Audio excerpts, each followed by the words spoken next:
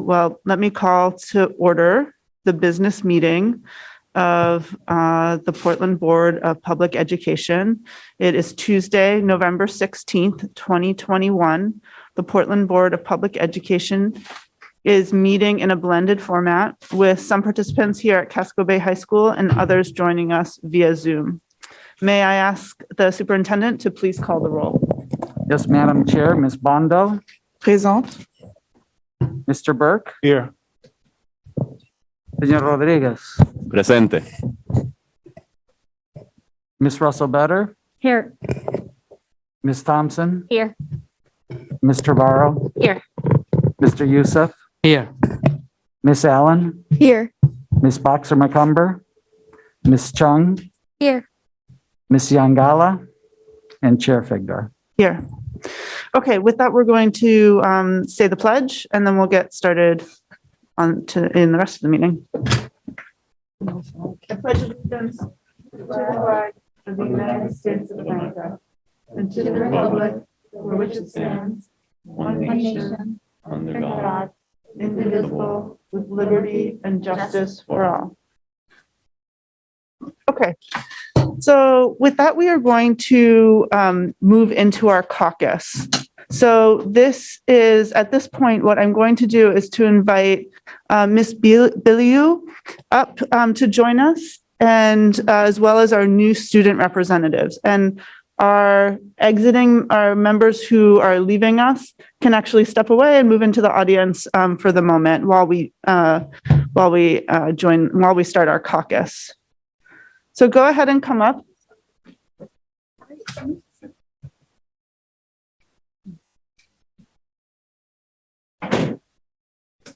Okay, so the student reps. Yeah. You don't have assigned seats yet, so just find a place at the dais and. So what's going to happen here is we're going to spend a few minutes in this caucus. Let me first start with our purpose. So the purpose of the caucus is to discuss the 2021-2022 Portland Board of Public Education Chairperson and come to agreement on nominations being brought forward at the first official meeting of the 2021-2022 Portland Board of Public Education meeting. All votes taken tonight are considered straw votes and are not binding. Official nominations and votes will be taken at our December 6, 2021 meeting. So we're going to start with a roll call for the purposes of the caucus. And Mr. Superintendent, would you please call the roll? Yes, and I just noticed that I do not have a full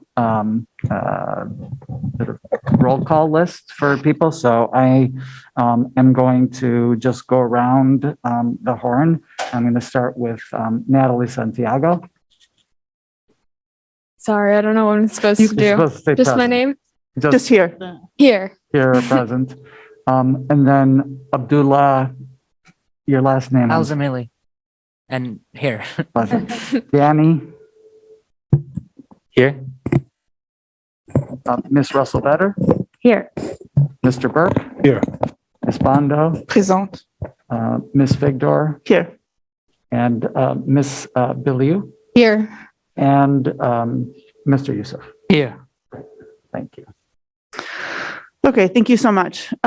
So first I want to welcome Ms. Biliou to this first opportunity that we're having with you as part of our caucus, as well as to Natalie, Abdul, and Danny. It's great to meet you, and we all look greatly forward to working with you.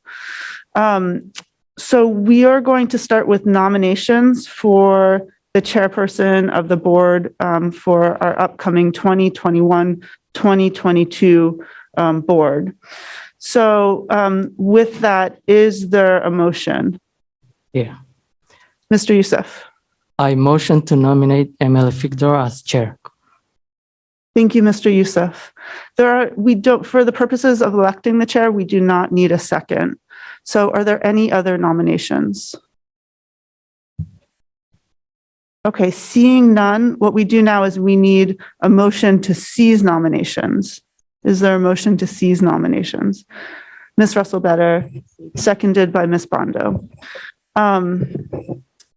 So just by show of hands, can you let me know if you support ceasing nominations? So the students, you can just go ahead and raise. Awesome. So we are unanimously closing the nomination process. And I'll hand it to Mr. Youssef if you want to say anything about your nomination. Yes, thank you. Thank you, Chair. In this extremely challenging year, I have watched Emily's leadership skills and her equity center initiatives. Emily worked thoughtful and caring, easy to communicate and engaged, and Emily is committed to the time and energy necessary to inform other board members. And in these difficult times, I believe that Emily will be the best to continue for another year. Thank you so much. As the chair. Thank you, Mr. Youssef. Is there any discussion about the nomination? So what's going to happen is, if there's any other discussion, board members and student reps, incoming board members can do that, and then we'll actually go and take a straw vote on the nomination, and then we'll close the caucus. All right, so I think if there isn't further discussion, I should actually say something, so my apologies. I will keep this short and speak more at our inauguration, but I want to thank Mr. Youssef. I appreciate the nomination. And as I look forward to this coming year and chairing the board again, I was thinking today that I am more humbled to serve on the board and to serve as chair, the more that I learn and engage with the work of the superintendent and his team, as well as the educators throughout the district and the students. This has been the most challenging of years, and I am so proud of the work that we have done as a district. And I know the challenges continue as we're continuing to operate our schools amid a pandemic. And I am optimistic about the days and weeks and year ahead because of the team here in this room and our staff across the district and the partners that we have throughout the city. We were able to do this work because of the support of the public, the deep support for public education. And so I am honored and humbled, and I really look forward to working with you. It's going to be, the next few months will be new to us because we're going to have a small but mighty board. We cannot pause our work because our work is too urgent. And so that means we're all going to have to shoulder a little bit more. I will do everything I can to help facilitate that. We'll have board members moving into new roles. We'll talk more about that at inauguration. But I hope to be accessible to you and to help shoulder the additional responsibility over these coming months. And I'm just so grateful to each and every one of you, and really look forward to our year ahead together. So thank you for your confidence. And with that, we can go ahead with a non-binding, this time a roll call vote. Ms. Santiago? Sorry. So you would just say yes if you Okay, support yes. the nomination. Mr. Alzamili? Yes. Mr. McLaughlin? Yes. Ms. Russell Better? Yes. Mr. Burke? Yes. Ms. Bondo? Yes. Ms. Biliu? Yes. And Mr. Youssef? Yes. And Chair Figdor? Yes. Terrific. So the nomination is unanimous.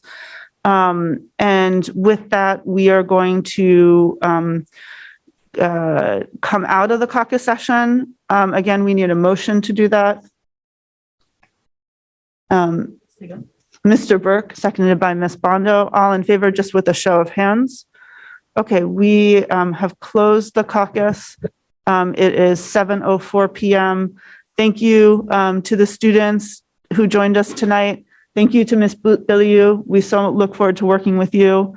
And next, we're going to transition. So our current board members are going to join us back. Our new incoming board members can sit back in the audience.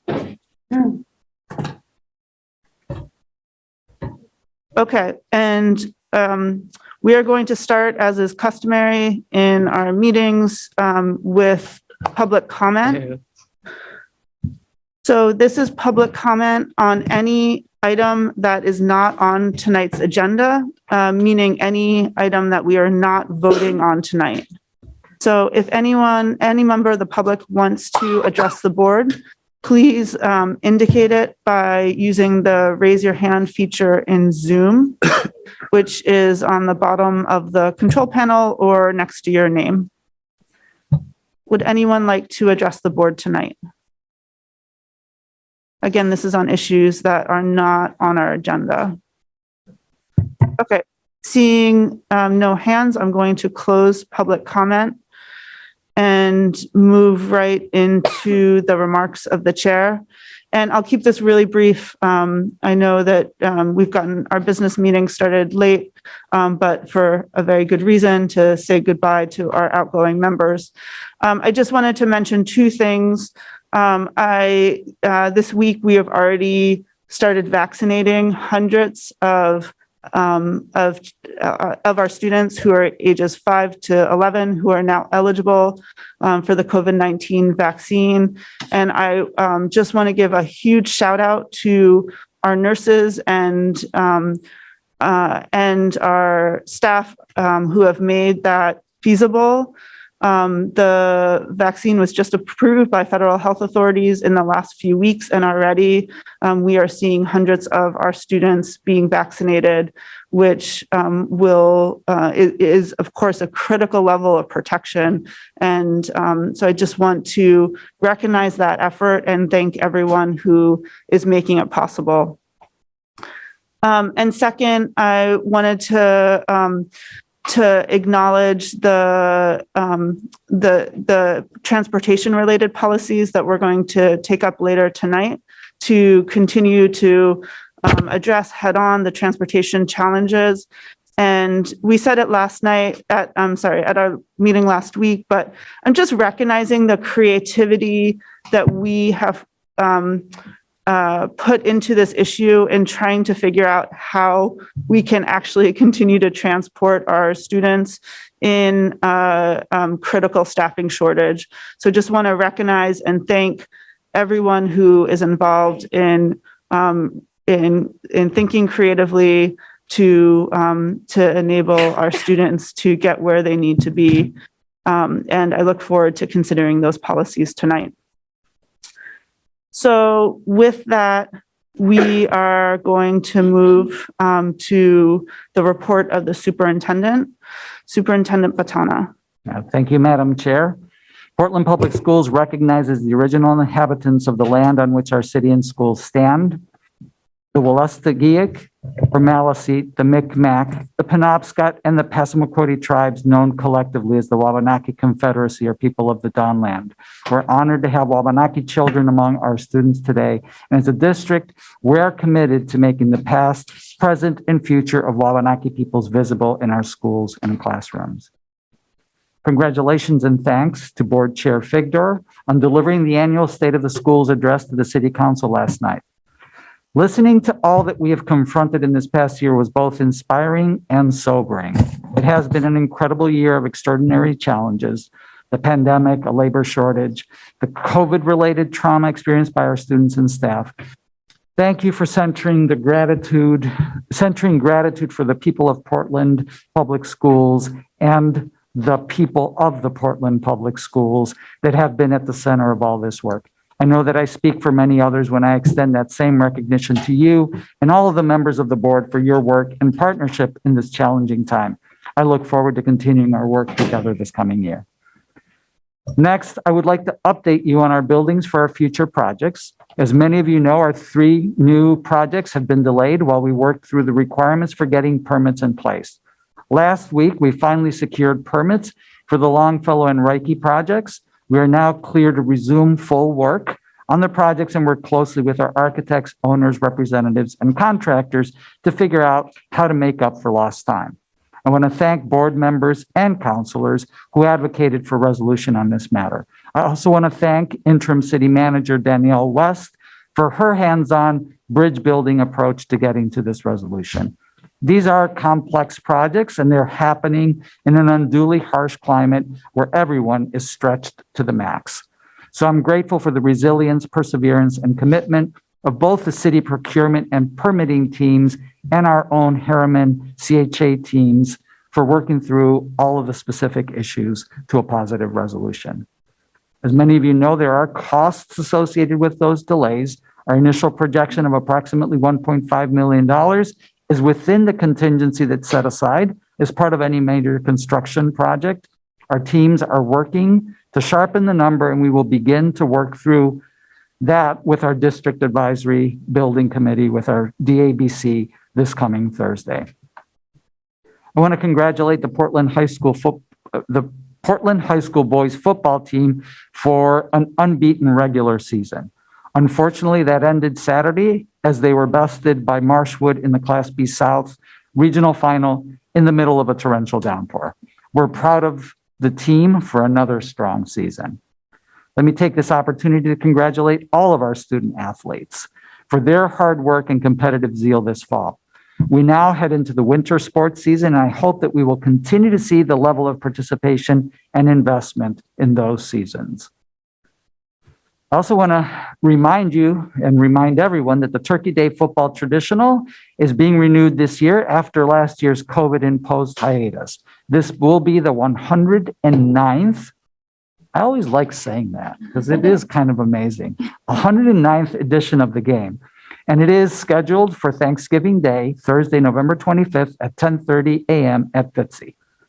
Tickets are $5 for general admission, $3 for seniors, and veterans are free along with students with an ID Metro Pass. Tickets can be obtained on Ticket or at the stadium on game day. We look forward to seeing many of you come out to enjoy this classic matchup on what will undoubtedly be a beautiful day for a football game since there are no acorns. No? Not good. I thought it was genius myself. But I'm a second grade teacher. I would like to recognize DHS nurse Lizzie Nally, who delivered testimony on behalf of the district at the council's HHS committee meeting, advocating for a ban on the sale of flavored tobacco and vaping products in Portland. The Health and Human Services Committee advanced the ban to the council. Vaping continues to be a significant issue in our schools, and restricting access to flavored tobacco products is an important step towards mitigating it, along, of course, with education. I would now like to begin our school reopening update. As we have been doing for the past year, we provide a comprehensive update on our school reopening plan at board meetings. This week's update is short since we provided one just last week. Last week, we had 12 cases in a shortened school week, but only 14 quarantines resulted from that. It's reassuring to see that while case counts continue to be elevated, there is scant evidence of in-school transmission. We actually just went through an exercise with the Maine CDC regarding a large number of cases at one of our schools, where we concluded with CDC that the cases were all community-based and mostly unrelated. Where relationships existed, the parties were either families or close friends out of school as well. And so we were very encouraged to see that. As you know, vaccines for students ages 5 through 11 were recently approved for emergency use by the CDC and FDA. Working with our partners at Northern Light Medical, we began an aggressive schedule of vaccine clinics, starting with Presumpscot and Lyseth and Lyman Moore yesterday. At those 3 schools, over 250 elementary students got their first vaccine and will be fully immunized before the winter break. There are clinics scheduled at all of our other schools. I didn't get a chance to follow up on how we did today, but I know that we had Rowe and Ihcd? I'm trying to think who was our other school today. No? Anyway, there were clinics today, and there are clinics scheduled at all of our other schools over the next couple of weeks. So for families watching, please consider participating and helping to add to our mitigation efforts. Next week is a short week because of the Thanksgiving holiday. Students and school staff will be off Wednesday through Friday. And I hope that in addition to enjoying time with loved ones and friends over the break, that everyone will continue to guard against infection and transmission of COVID.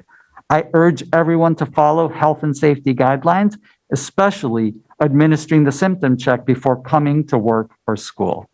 We've been successful at keeping school open full time through the fall by taking care of ourselves and each other. So let's continue that positive trend as we come back and head into winter and the winter holidays. And that concludes my report. Thank you so much, Mr. Superintendent. So it's not on the agenda today, or it should have been, but is not. So we actually have a report from our students. We have a report from Miss Haley Allen about Casco Bay High School. So sorry for jumping over that, but now would be a terrific time for you to give your report. Thank you so much, Miss Allen. Okay. Can everyone hear me? Okay. Yeah. So for the 9th grade, they're working on their expedition called We Are on Indigenous Land, and they are developing educational materials about Wabanaki studies for elementary school students. And the 10th grade, they're working on the Brave Spaces, Brave Voices expeditions, and they are making podcasts to explain what that is. And those will be in a showcase during their culmination. 11th grade, they just launched their public policy expeditions with a focus on climate issues, surrounded by their chemistry curriculum. And for seniors, we launched a little bit ago our senior expedition, which are displayed on the board over there. Each senior has their topics and what they're planning to do about it. And the March to the Post Office is scheduled for December 17th this year. She couldn't be here today, but Marwa Aslami is the new school board representative for Casco. So you guys will meet her soon at the inauguration. The annual Equity Summit is in January, and our 8th grade virtual open house is on December 14th at 6:30 p.m. And that concludes it. Excellent. Thank you so much, Miss Allen. And I'm sorry, Ms. Allen, that was not on the agenda. So No worries. That's my mistake. Okay, now we're going to move into I the, have a question. Oh. For the updates. I'm sorry. Go ahead, Miss Bondo. All right, thank you. Thank you, Superintendent. Just a quick update. I would like to know what we have any reports on the student who are quarantined, the continuing education online, everything went so far.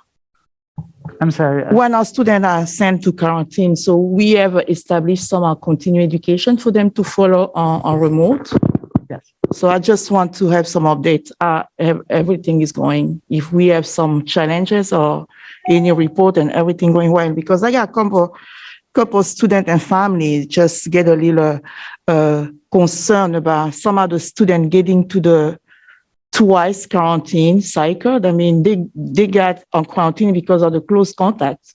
So they'll be at home for 10 days. So when they return is another outbreak. So they have to be quarantined at the same time. So we can come out with about 20 days for a couple of students to be at home to that cycle. So just want to make sure that we have some updates on some of those online continuing education for those students so they are not behind the education.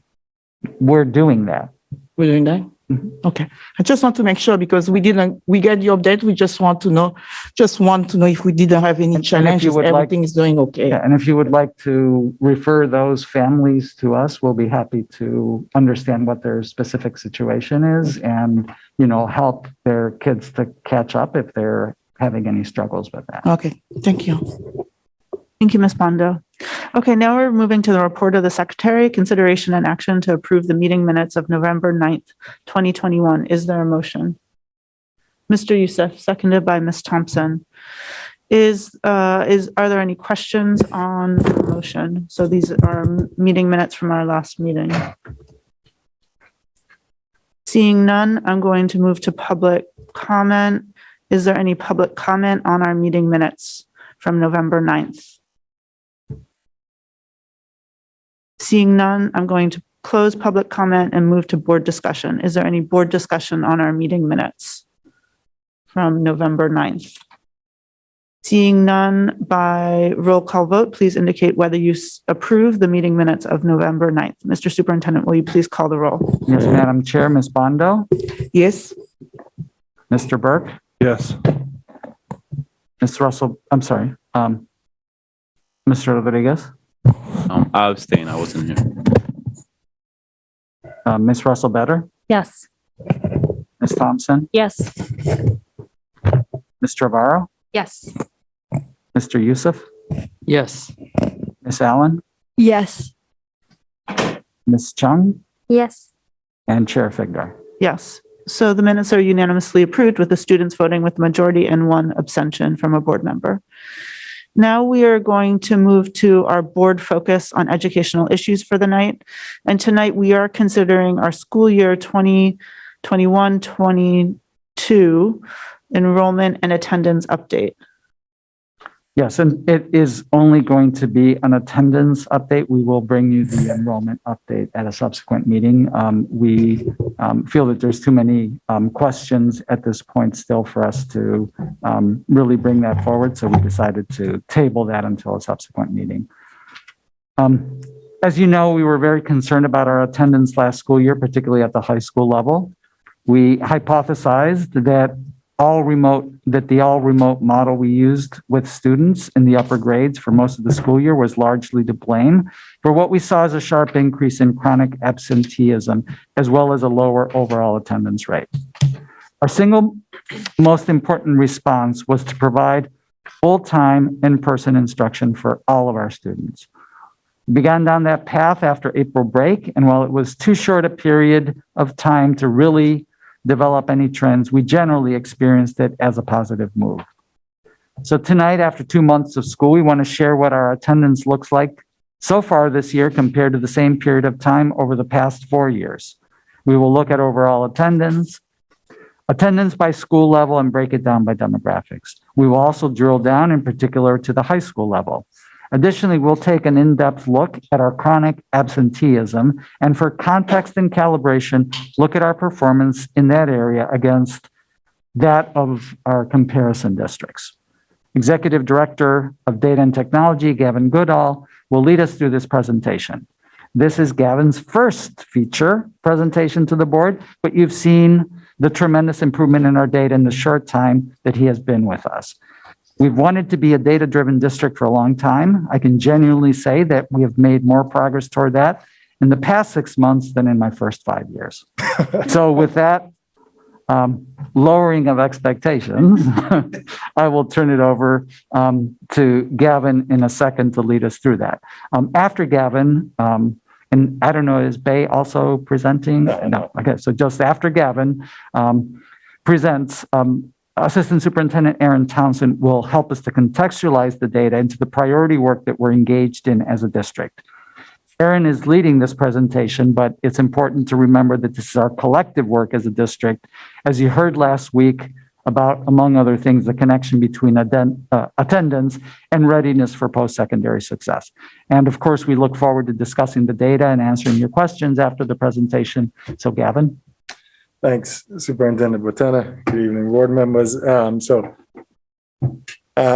just went through the agenda with you, but we'll discuss it, so I'll skip this slide. So just want to ground us in what we're looking at tonight, and also thanks to Bay, who Javier mentioned earlier, for putting this together. I just wanted to also take this opportunity on the record to thank Jamie Kearney, our outgoing manager of data, for all the work that she's done to lead us to this place where we have systems in place where we can produce this data. So thank you, Jamie. So tonight we're looking at attendance between September 1st and October 15th over the past 4 years. So that's about 31 school days, but it differs from grade span level to grade span level because of the start dates for school. And so what that means is when we're looking at chronic absenteeism, which is defined as missing 10% or more days enrolled, that's only 3 days in some cases, 4 days in some cases, right? So it's a short period. And so, we expect that there will be a fair amount of variability that we hope will smooth out as the year goes on. But it is important to check in at this point in time with you, like Superintendent mentioned. So, and as I think most of you know, attendance is calculated as a missed day. So a student is marked absent if they've missed more than 50% of the scheduled day. All right, so this first slide here is just showing our average attendance. Not much has changed over the past year. So that's the graph on top. It's about the same as it was up to this point last year. The slide below shows our chronic absenteeism data. We're below the, so as you can see, chronic absenteeism has risen over the last 3 years, and in the subsequent slides, we'll break it down by grade span level, race, and EL status.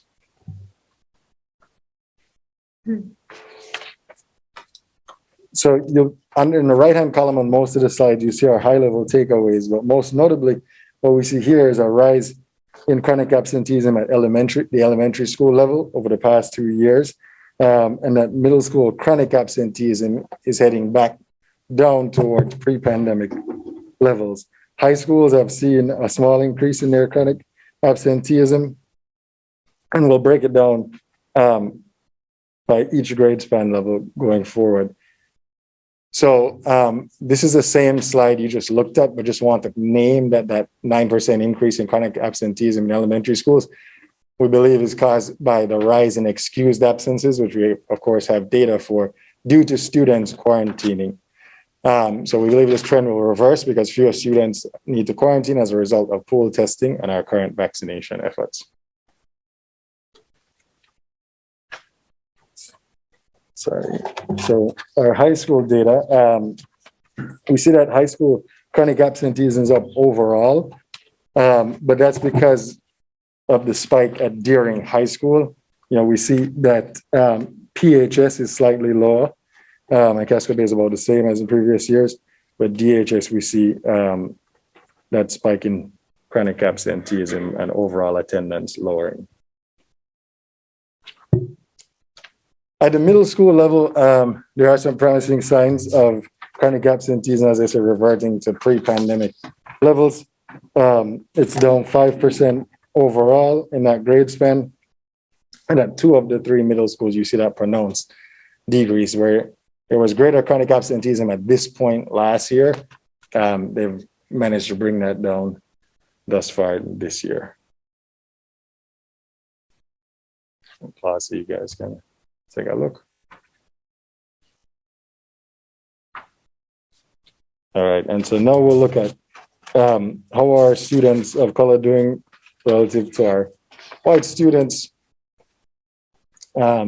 So looking at chronic absenteeism by race, we see that for most of our subgroups, chronic absenteeism is going down compared to this point last year, except for our white and Latinx students. However, our white students and Asian students still have the lowest rates of chronic absenteeism in the district. So most notably, you see the decrease for Black and students of 2 or more races from this time last year until this point this year.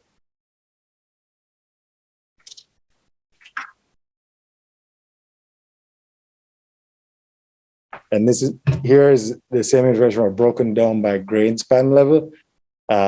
We see that our Latinx students in elementary and high school have a pronounced increase in chronic absenteeism, and our white students have a stark increase at the elementary school level for the same reasons we discussed earlier regarding quarantining.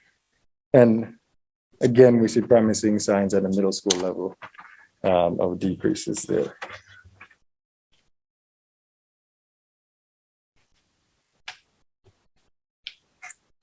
Just zooming in on high school, we see that the greatest issues are with engaging our Latinx population. Attendance was poor pre-pandemic, but is even worse this year than last year. Chronic absenteeism is particularly high and has increased as, you see that our Latinx population is also increasing. And sorry, one quick point to note that I forgot to mention earlier, when you see those numbers under the percentage, that's the N size, the number of students who are chronically absent. So not the total number of students, but the total number of chronically absent students from that group. So you'll see this on a few slides where we thought it'd be helpful to call out the N size.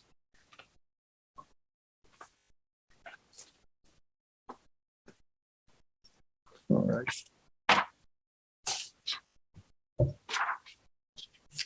And so shifting our focus to our English language learners, we see that their chronic absenteeism rates have improved from last year, but we're not quite back down to pre-pandemic levels. And attendance levels have increased. So as you could expect from previous slides, we've seen the greatest decrease of chronic absenteeism in the middle school, where we had a huge spike last year at this point in the year. And so we're very happy to see that trending downwards.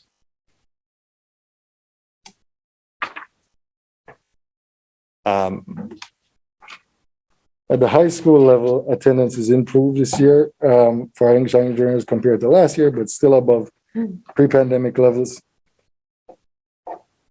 And so, for context, we wanted to compare, how do we as a district look compared to other districts?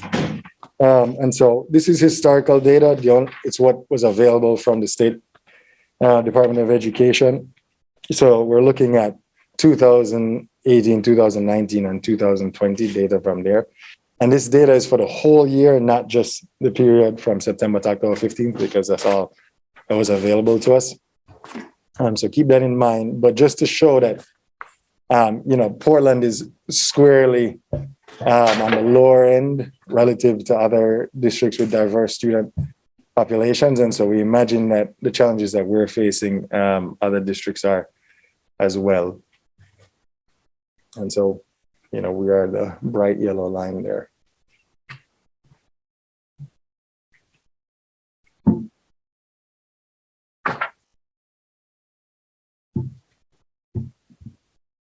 And so when we take a look at other districts broken down by race, and here we're focused on African-American students, Latinx students, and white students, you can see that Portland in the center there. While we do have high chronic absenteeism in our Latinx population, other districts, aside from South Portland, are showing similar trends as well, with an increase there. So challenges are being faced across the state.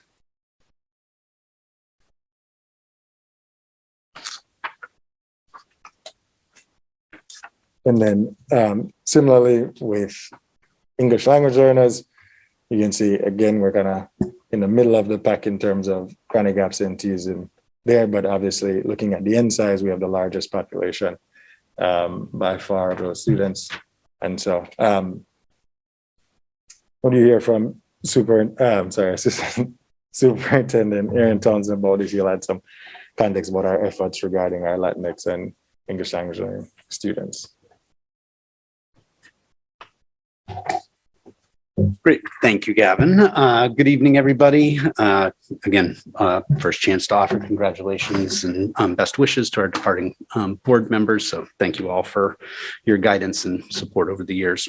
While you can see, as the superintendent named in the introduction, that the return to in-person learning has produced some improvements for our English language learners, the data also demonstrates that there are a number of continued challenges that we are facing as we continue to respond to the ongoing pandemic. So, we have, the data clearly indicates we were doing promising work around attendance before the pandemic hit, and we're still in the middle of that fight in terms of the pandemic and the additional challenges that's brought in terms of student attendance, given the health and safety protocols and the necessity, in some cases, of increased absenteeism because of some of those health and safety protocols. We're encouraging students not to come to school in ways that we never had previously. The quarantine mandates, that we have to grapple with and provide support for students around. So clearly a challenging context as we continue to work towards supporting all students and supporting them through their experience of this pandemic. So these challenges are not a surprise for us. This is part of what we've planned for. So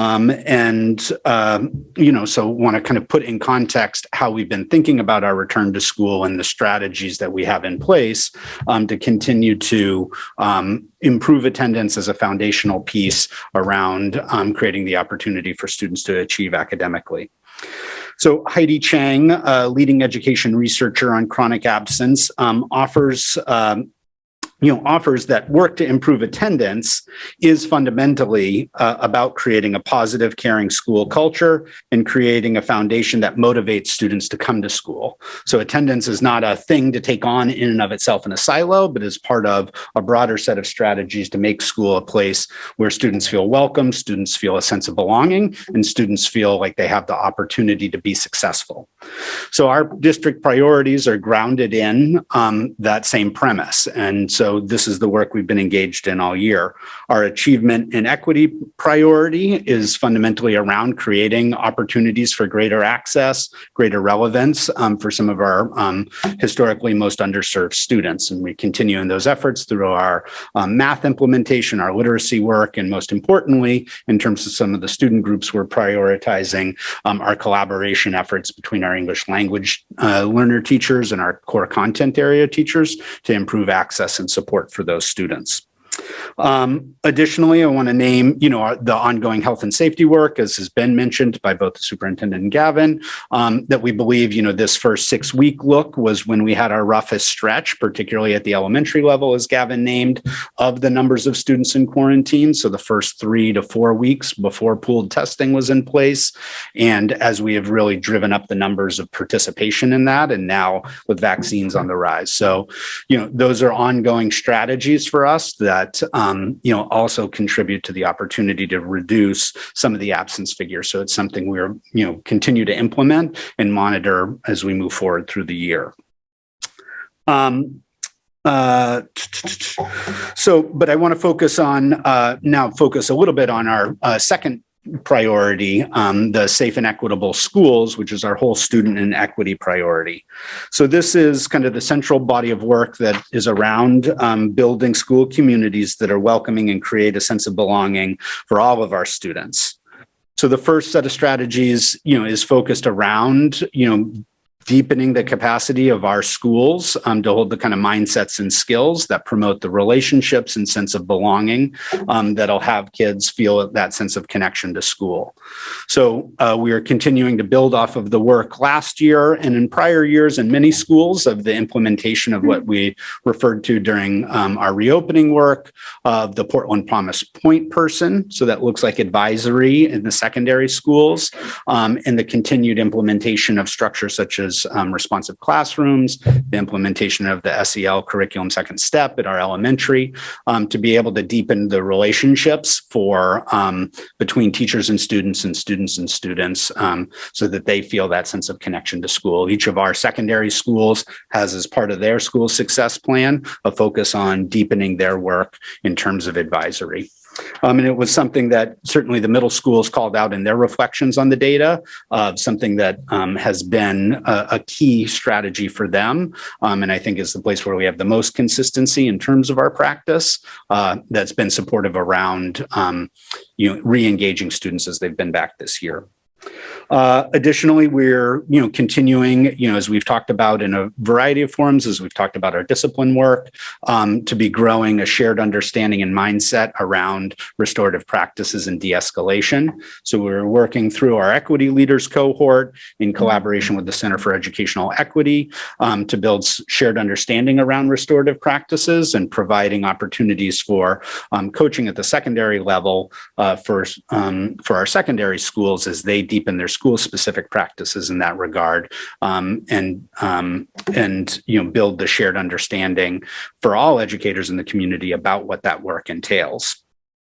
Additionally, around the de-escalation, we're partnering with the Crisis Prevention Institute to reframe our practice around de-escalation.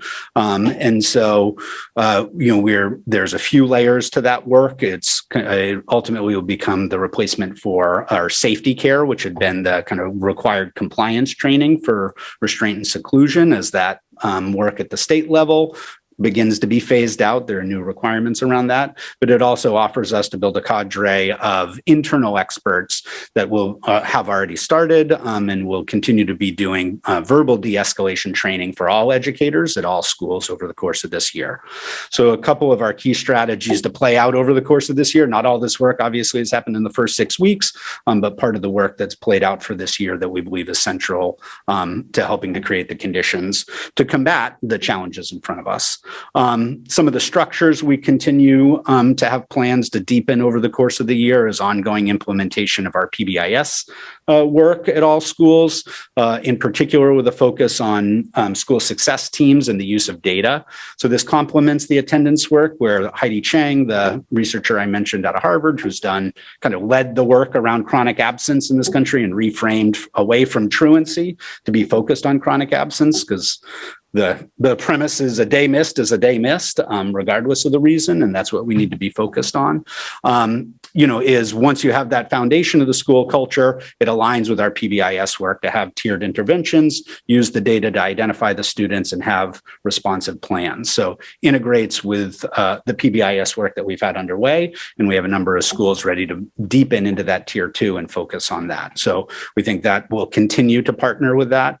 I want to call out Count Me In, which is a Maine-based partnership that we have around attendance that has worked with our elementary schools over time, and I think has been a strong contributor to building attendance practices across our schools who receive Title I funding at the elementary level. United Way has been a generous partner to support that partnership, and they continue to work with a number of our elementary schools around their attendance practices. The other strategies here around our structures, certainly continuing the implementation of our harassment and discrimination policy as a key tenet to make schools a safe and welcoming place for all students. So that work is ongoing. Focusing on the transitions between grade spans, as we heard last week, the real focus on the 8th to 9th grade transition and the critical piece that attendance plays there. So that's an area of focus that we continue to grow. We do see some initial data. I don't remember if we end up with that in the appendix about the high school data by grade level. Yes. Yep. So in the appendix, there are a few charts in the appendix. The elementary data is there as well, because it was really hard to visualize with the number of our elementary schools. But you can see 9th grade attendance starting to get some traction, and there's certainly further work to do there around our bar work. And then lastly, as kind of undergirds both this priority as well as our achievement priority is our engagement with students and families from traditionally underrepresented groups to help inform the development and refinement of these strategies. So in particular, how we have taken that up in the context of this attendance issue, right? The thing that has jumped out to us, was clear as we were making our way through our experience of last school year, and then has continued to manifest this year is, the experience for our Latinx high school students. So as Gavin shared, that's the place where we see the greatest disparity. And Grace Valenzuela is leading work to do some engagement with them, with that community. We have a listening session scheduled for Saturday, December 4th, with a number of students and families for school staff, principals, English language coordinators from the high schools, district leadership, and parent community specialists to kind of engage around those challenges and to look at ways we can change both our practices and policies to be supportive of their needs in terms of the real challenges they face. We are aware of a number of workforce challenges, that have emerged, particularly over the past year during the pandemic, and how we can evolve what we're doing to be able to support them and keep them engaged in school while also helping them be able to attend to their family needs and personal needs. So, the combination of these strategies underlie how we are working towards trying to make our way through these challenging conditions, right, that are ongoing in terms of our attendance, and believe that these kind of core strategies over time, as we saw prior to the pandemic, we're beginning to really make headway in terms of reducing our chronic absence numbers. And so as we continue to move forward, believe that the deepening in this capacity will over time continue to see that pay off, and hopefully at some point as the pandemic abates and we have some opportunity to step away from our health and safety protocols, though certainly that is not a clear end in sight at this point. But so thank you. This is the first 6 weeks, and we look forward to continuing to monitor and update you as we move forward through the year on this point. Thank you so much, Mr. Townsend, and thank you, Gavin. I do just want to echo how revolutionary it has been with you joining the district, and the sophistication of the data that you present us now is extraordinary, and really makes our job as board members much more. I think we're able to do a better job because we have so much more data at our fingertips. So thank you so much. And it's great to see you present some of that data to us tonight. So thank you. Okay, I am going to move to board member questions. Ms. Bondo. Thank you so much. This is so helpful, and thank you I had that one in advance, so I have a time to look at it, and thank you. So I have a couple of questions, then I get here. So just for my own understanding, to understand, when we're sending the student in quarantine, are we counting that one in the attendance or not? It is counted as an excused absence. Okay. What about the close contact? Well, that should be the same. It should be the same. Yeah. A close contact, again, close contact is a broader definition because now there are a number of exceptions, vaccines, participating in pooled testing. Many close contacts, as we've been naming, do not have to quarantine. So close contacts may be showing up, but many of them, back in school. So I just want to make sure that I get it right. So those have been excused. So is not be reporting here as a no, it is included here, and that's kind of the fundamental difference between truancy and chronic absence. Exactly. So truancy only focuses on unexcused absences, and there's a whole bunch of state law, that guides how we respond to truancy. Right. But you might have a student who misses 30 days, and they, family calls in, excuses the absence, right? So they might not be considered truant, but they might be severely chronically absent. Right. And so chronic absence is regardless of the reason. What we're focused on is the loss of instructional time in school. Exactly. So quarantine students are counted as part of the chronically absent students. Again, why we think the initial elementary rise is part of our challenge. Okay. So when we talk about the chronic absenteeism, I mean, the 3-4 days is being counting the way it is, right? And then do we have any cases then we're going beyond that? Like, the chronic absence is more than over 10, 20 days. Do we have some other? So if we do, what's the issue? So what's the strategy then we have in place to make sure then we can reduce those numbers for those students to be in class? Yeah, we kind of tier it. And part of what Gavin's helped us do is create some dashboards where we're able to see, students who have absences between 80 and 90%. So they are just a little bit chronic absent, right? And then progressively on down to students who are extremely chronic absent. And so that's our kind of red band. And we've seen, that red band has gotten smaller over time as we've been in the school year longer. So again, a little bit of an initial proof point of the fact that being in school longer being able to not quarantine as many students is reducing that number. But the work really happens, and this is where kind of the tiered intervention, right? The intervention that might be appropriate for a student who is extremely chronic absent is going to be very different. And that's kind of what we would refer to as a tier 3 in part of that kind of student success team model to figure out what's going on there, what kind of interventions we can get to have them be back in school. Okay. All right. So just bear with me. I got a couple questions. So I remember last year, and I make notes, and it was when we were on remote, it was the Latin students, and I think our rate was 38% at that time. And I remember that I asked you the question, what we have done, what kind of strategy are we doing? And I think one of the strategies you just mentioned to me, I do remember it was just, I think we may improve when we return in person. So I look at that, I don't see that much. Even though in person, it didn't work really well. And I look at the different strategy we just put in the end, like making sure that we have some session. But the thing is the parent engagement is really important because school cannot do it on its own.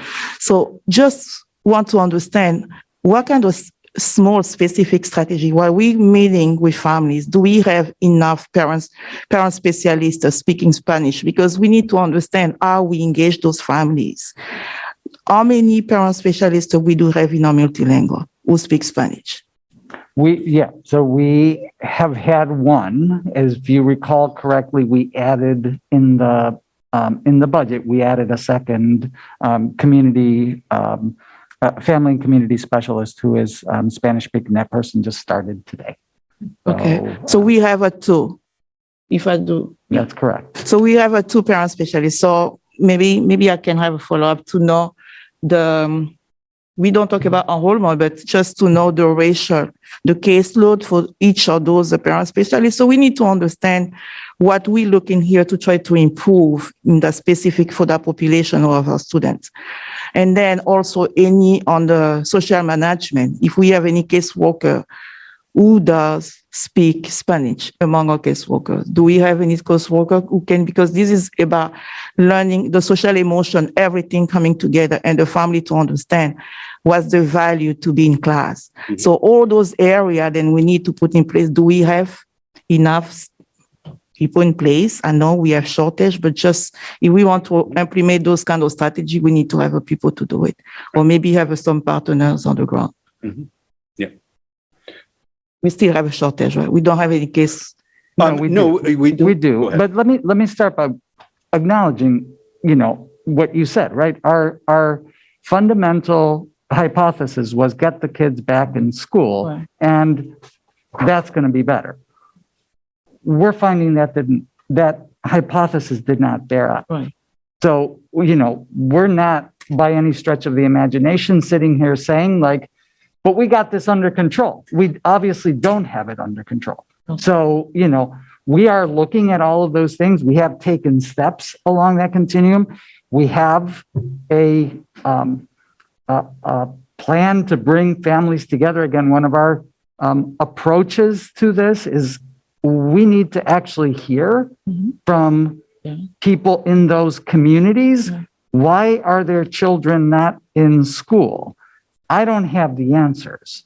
We need to collectively work to those answers. And that's the work that we are beginning on December 4th, as we look at these data and we understand that our central hypothesis of bringing kids back was going to solve this, didn't solve this. And I don't think any of us thought that it was going to solve this. Yes, of course. I thought we thought that it would make it better. And, so I think that there is considerable work that's still those are steps. Thank you so much. So my last question is on the EL students. I tried to see on the 2021, I think we have a increase, even though we have a dropped on the 10% for the 2022. So those are the students, and I think when we were remote last year during the pandemic, they were in person, right? couple of days, like 3 or 4 days? The IELD students who are our most beginning English speakers, so not all English learner students, but those who were at levels 1 or 2 on the access and were just beginning their English language development work. Even though we drop a 10%, I think the number is still high. So I wonder if we do have any reason beside of the quarantine, is a really a specific reason why that population being dropped, because they really need to be in class for the language purpose and to be able to move to the achievement level. So do we know overall why we having those kind of specific number during? I think, again, when we overlay the English learner data with the race data, what we see again is that what really jumps out is the discrepancy for the Latinx students, because we do see some progress for Black students, who may be English language learners as well. So that's part of why we're, kind of zeroing in on this community engagement with our Latinx population, because we have seen some improvements in some of those other demographic groups. Okay. All right. So thank you so much for the update. Keep doing that. Thank you. Thank you, Ms. Bondo. Ms. Russell-Better. Thank you, Chair. And thank you both for all of the really helpful data and context. I just had a couple questions. One is just to help me with understanding the collecting of data. And I understood that this was all this 6 weeks, right? September and October. And I just wanted to understand like a longer term plan on reporting attendance. Like, was that just to give a snapshot now of like what you have? But I'm just curious, like over the rest of the year, how does that look? Or just, as a process, how does collecting that data look, just for me to understand that? Well, I mean, I guess just to clarify the collecting data, I mean, the collection of the data is an ongoing, process. Yeah. Gavin has helped to build some tools where we have some kind of like live views into that. Yep. Producing this level of analysis is something episodically, that we do reviewed this with our administrative team, as at kind of the high level, and, expect as kind of like progress monitoring for our work together, to be able to engage you all with over time.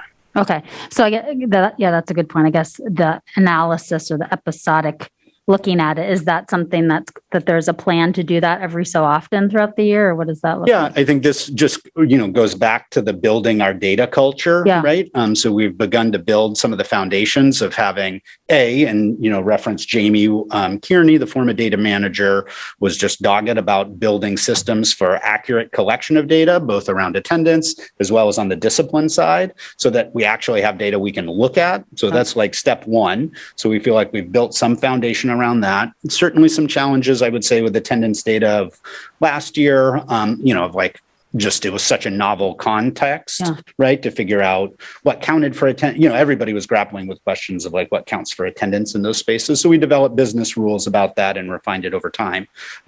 So this next phase is around the visualization so that we can use it, right? And building out our routines as both our cabinet level routines, our routines at the school level, and certainly with you all to kind of progress monitor our strategies is part of that's, if I go back to, our strategies, it's not on here, but one of the core strategies for this year around the people equity is around growing our data culture now that we have some of those foundations in place. So yes, building those routines, I think, is a big piece of that, and how we share that out and want to be, kind of coming forward with that publicly to kind of collectively progress monitor. And certainly, I would imagine as we move towards budget season, it'll be an important checkpoint as we think about ongoing investments, right?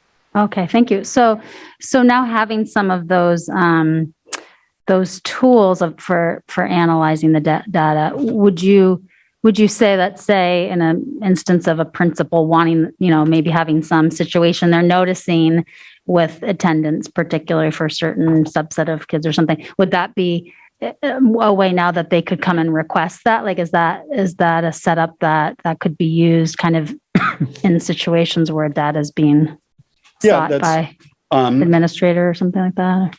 Sure. Yep. To be able to kind of provide them access to be able to look at that. I think, they certainly have been doing attendance work that they've been able to mine from Infinite Campus for some time. That's been part of, what at the elementary level, the work they did with Count Me In.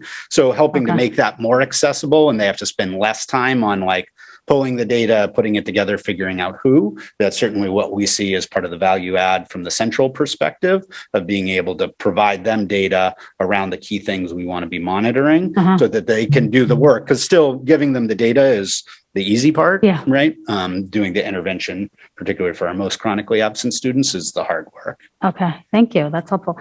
My other question was about under the strategy regarding implementing harassment and discrimination policy.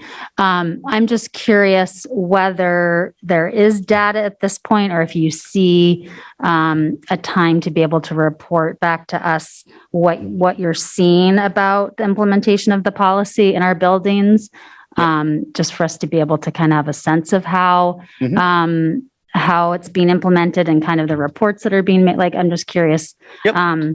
If or when we may be able to have some of that picture. Yep. So, I think, and this kind of, pulls the curtain back a little bit of our process to kind of clean up data, get it ready for, collective analysis, right? At the leadership level, as well as, certainly at the board level. We're in the middle of that process. So we took the first 2 months of discipline data from schools.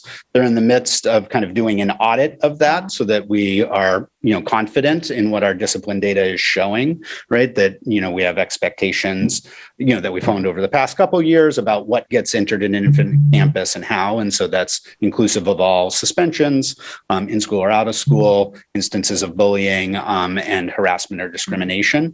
So we've fed that data back to schools saying this is what's in Infinite Campus now. They're in the period of refining that, making adjustments so that we have clean data that we can look at. And so that'll, they're finishing that up here by the end of this week. And then we'll be in a position to kind of be able to produce it, look at it ourselves, and certainly part of our expectation is sharing that with you all. Okay, great. Thank you so much. Thank you, Ms. Russell-Better. Ms. Trevaro, and then we'll go to Mr. Burke. Thank you for this presentation. This is useful data, and I appreciate your committed work to it.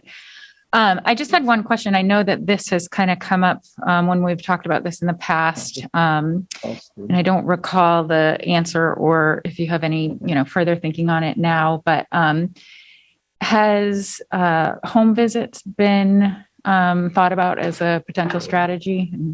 Yep. Yeah. Home visits are a practice we use quite frequently. Our social workers are often, the folks who most frequently utilize that strategy. So, and that's often, in the cases of, some of our more severely chronically absent students. So yes, we had protocols even in place last year during the pandemic of what a home visit during the pandemic looked like, so that we could, get eyes on oftentimes in students who had been significantly disengaged. So yes, that is a core part of our practice, in terms of the social work and engaging some of our most, kind of at-risk students. Thank you. Thank you, Ms. Trevaro. Mr. Burke. Thank you, Chair. As everyone said, thank you very much for this data information. It's really helpful. I have one clarifying question and then I'll go on from there. Do I understand correctly that Deering's chronic absenteeism actually went down 10% during last school year and is back up to pre-pandemic levels? Yeah. And overall, I just want the why, the answer to the why. And I heard very clearly we're at the beginning of trying to understand that, but I'll ask, do we know anything about that? It's something we're inquiring with them about. I think some of it I would attribute to, us figuring out some of our attendance practices during last year. So I think my question would be a little bit of like, was our chronic absence underreported last year would be a hypothesis. And is this year's a more accurate reflection? I would lean towards yes on that, given that, given we're in a more traditional context of accounting for attendance. Yeah. So one of the questions, I appreciate that answer, and I understand you're in the middle of living these questions. One of the questions that I had to bring forward was just how are we trying to solve this with those that are most affected as co-designers. So I'm really encouraged by the couple strategies where that's highlighted, including the session coming up on Saturday, December 4th. And with that, some of this, we're going to learn things, and it seems like one of our hypotheses is that economics is at the as a root issue here for some of what we're seeing, and it's part of what the superintendent brought forward with trying to bring forward guaranteed basic income, particularly for this population that we couldn't do with our COVID relief funding, unfortunately, and we're trying to live within our lane. I'd hope to see others that could pull that lever to do so, but with what we could do, are we paying people to attend on Saturday, December 4th for our listening session? That was part of the plan. Go ahead, we are. Superintendent. Yeah. Okay. Great. Absolutely. And then I have. Can I just please. say something about that, just to take it a little bit? We are paying people. We are working closely with Portland Empowered in the way that we're trying to approach this work. So this is an outgrowth of our strengthening relationship with Portland Empowered, and so that is a central organizing principle for the work that they've done for a long time. Is that that we're asking people to do consulting work, and that we should compensate people for doing that work. So. Yeah, thank you. I agree with that principle. And then my last one's rhetorical, and y'all can roll your eyes or whatever at me because it's different than where we are today. And I think there's real fires that we need to look at through this data. But I think some of our measures, I question what are we measuring and why, and I wonder ultimately what does it look like to measure that students are thriving, and are we using the right data sets to understand that? And I think that we have a negative construct to understand when they're not thriving right now, and I think it comes from a very particular socio-political construct that education's rooted in, and I think there's something else that we could move towards ultimately. It's not our task tonight, but I'll leave that as a provocation. Thank you, Mr. Burke, for your provocation in particular. Anyone else? Mr. Youssef. Thank you. Thank you, Ms. Thompson, and thank you, Gavin, for your first presentation. You killed. Thank you. I do have one question. Do we know why Lincoln Middle School is still rising overall?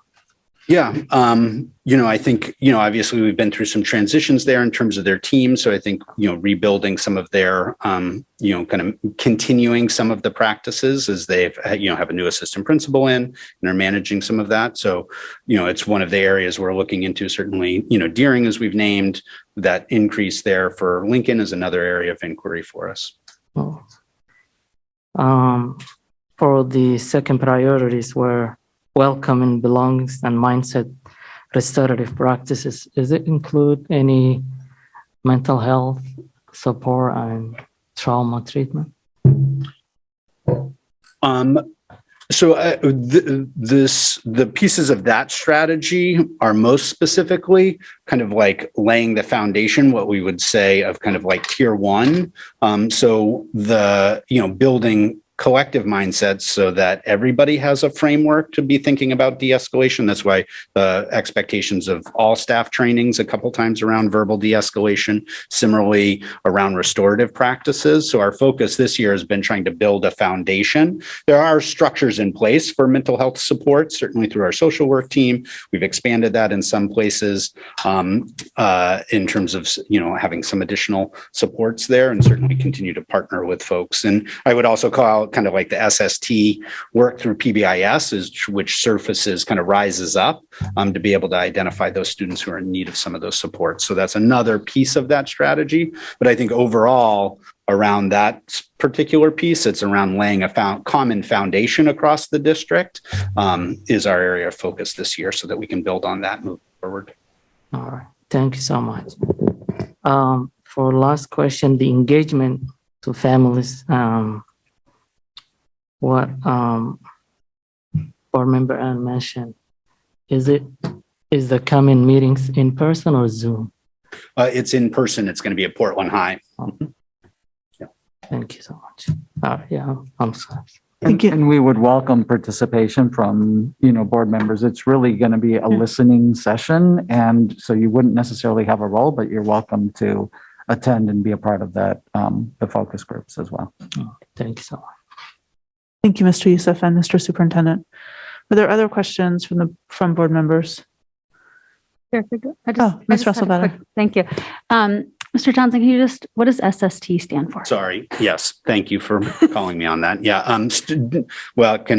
There's a lot of various acronyms for it's a student success team often, right? So it's a collection of generally the social worker, administrator, some of the teachers, guidance counselors, depends, a constellation of kind of support providers to be able to kind of identify students, think about supports and services, it can also be called coordination of services, right? And so there are referral processes, kind of once tier one isn't working, right? And a student's demonstrating need beyond just kind of the foundational, it generally goes through a structure like a student success team to determine what's the next kind of intervention and to monitor that, right? And then to provide additional supports if those aren't working.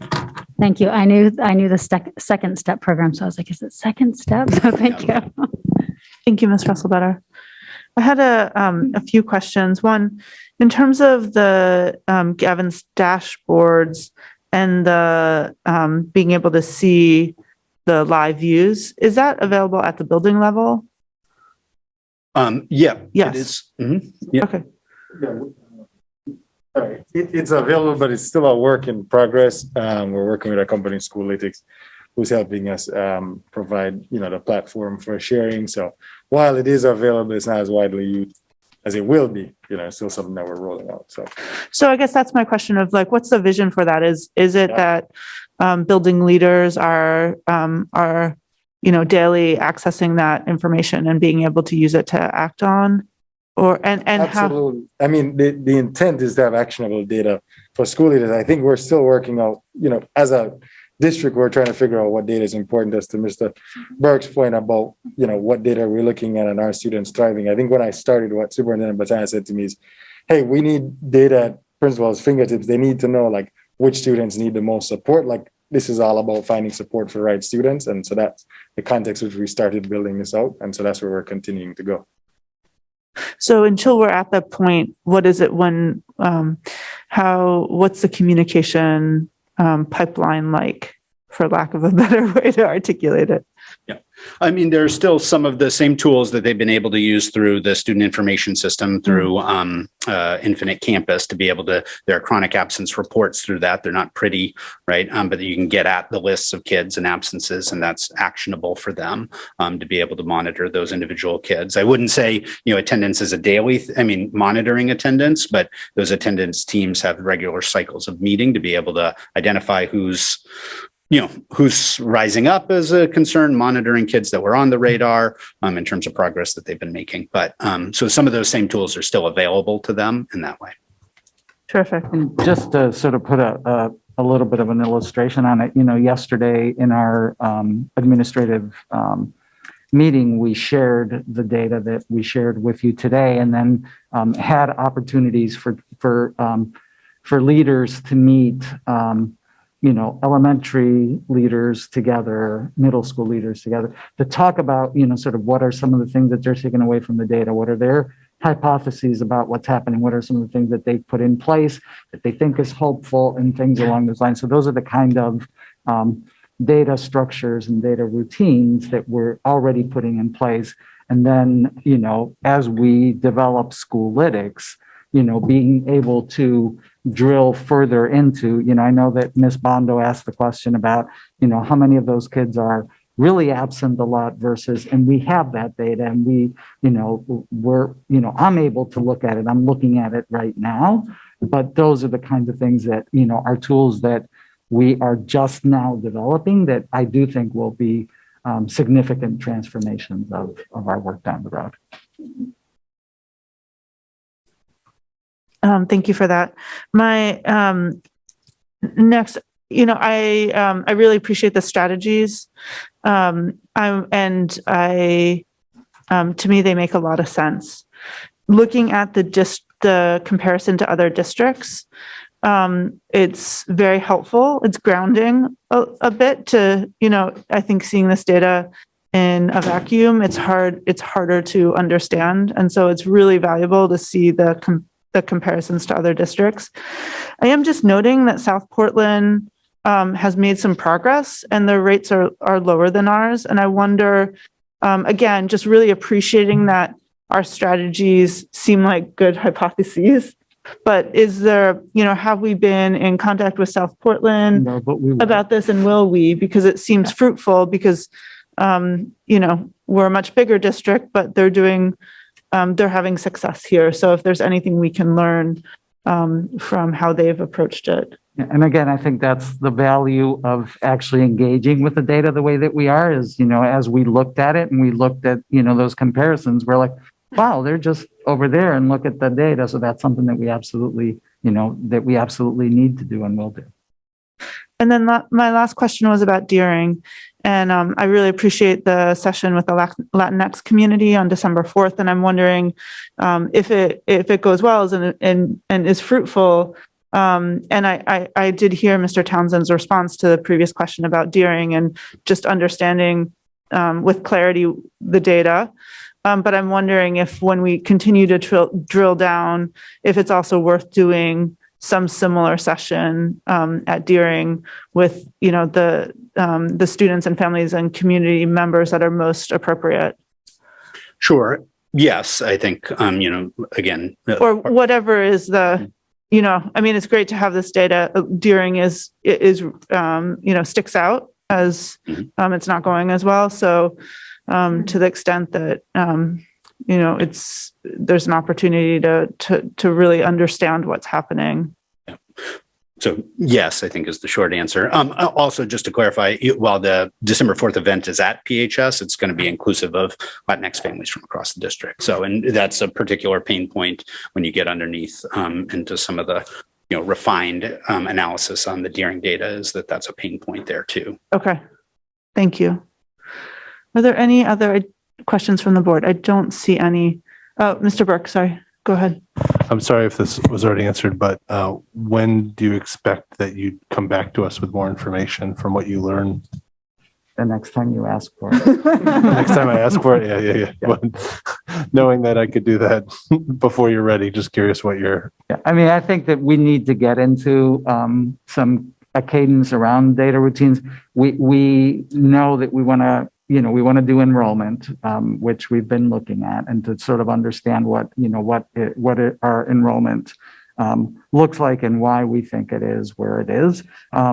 We need to do discipline. That's something that, is, again, that's in policy that, is part of our, our discipline policy. So, coming back to you guys in short order around that. And we also want to talk about where we are, and I think somebody asked this question earlier about the implementation of our harassment and, discrimination. So we want to give you an update on, on what's happening in that area.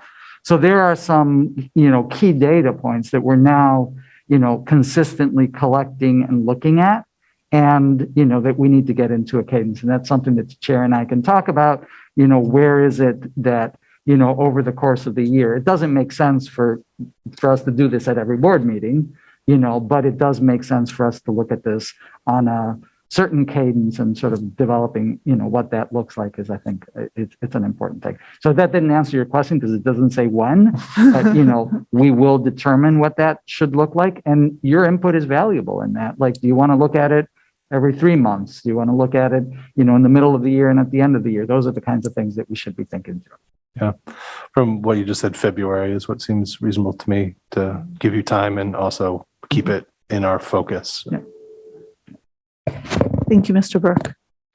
Okay, with that, we will end the board focus and move to old business. Thank you so much, Gavin and Aaron. And especially just saying again how incredibly valuable it is to have this level of data. Thank you so much for all of your work.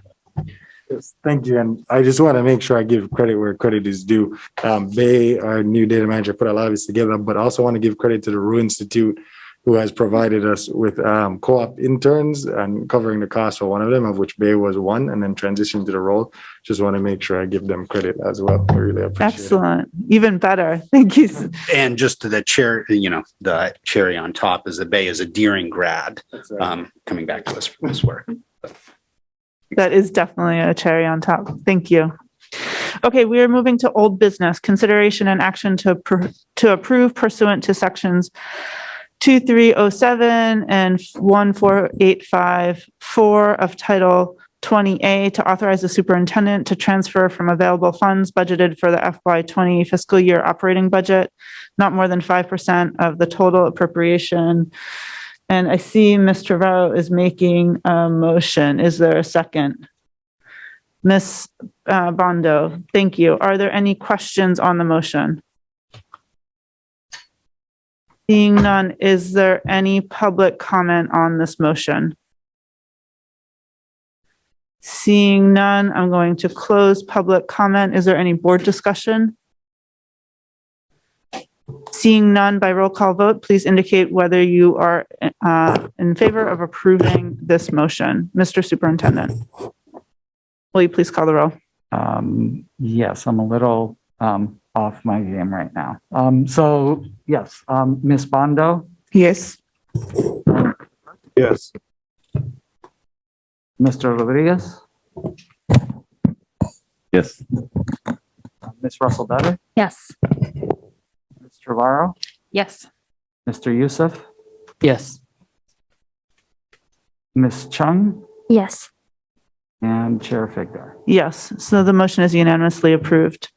Next, we're moving to consideration action to approve a memorandum of understanding with the base CBU for the base unit for bus driver incentives. Is there a motion? Ms. Trevorrow, seconded by Mr. Youssef. Mr. Superintendent, would you like to speak to this motion? Yes, that's what threw me off before. Sorry. I was getting down to business. Yes. Did you want to speak to the last motion? No, it's fine. You guys did great. Now I just lost my comments. Here we go. So this, I'm sorry, give me 1 second.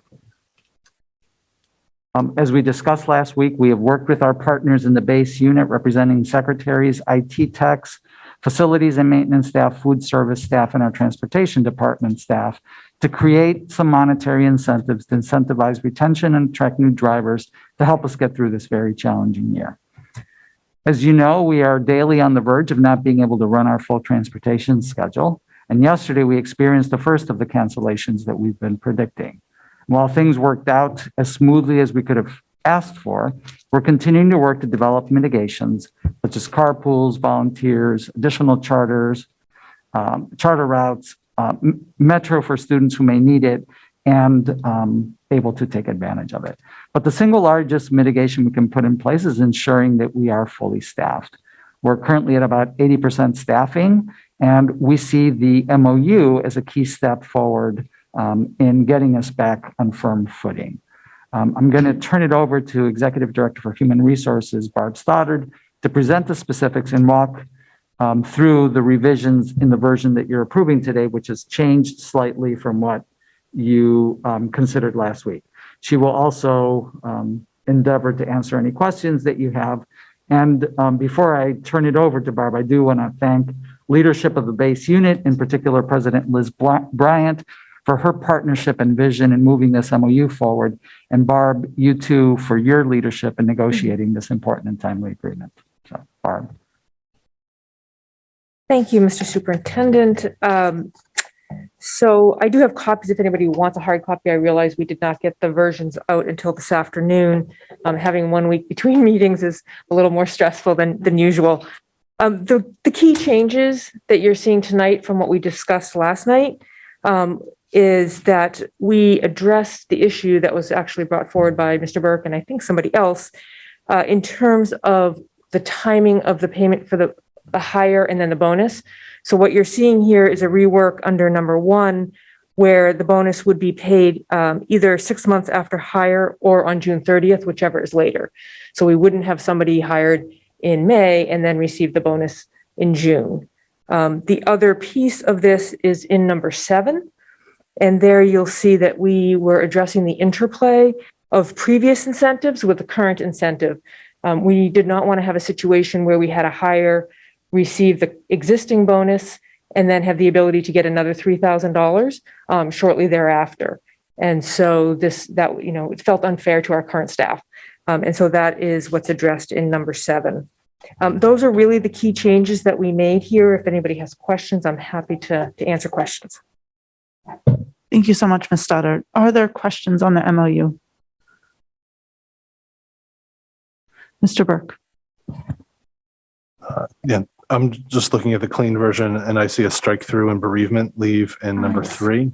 And just wanted to make sure that was accurate, that that was not to be included. That is correct. Thank you for catching that. Thank you.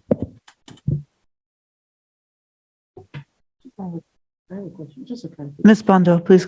I just have a clarification. So from our understanding, those going to be for the new driver, right? For the bus drivers, For the new drivers. hire. So are we doing anything bonus required for the driver than we already have to retain? Is anything has been done? It's both for new hires and for retention. Okay, those for are for both. both. Okay. Yep. Thank you for clarifying. Thank you, Ms. Bondo. Mr. Burke. One other question was their consideration of this June 30th or 6th month, whichever is later, within the referral bonus structure too. Just does it make any sense to align those to pay out? We started to address it and then we decided to leave it alone. Okay, great, thanks. Okay, seeing no other questions, I'm going to move to public comment. Is there any public comment on the MOU? Being none, I'm going to close public comment and move to board discussion.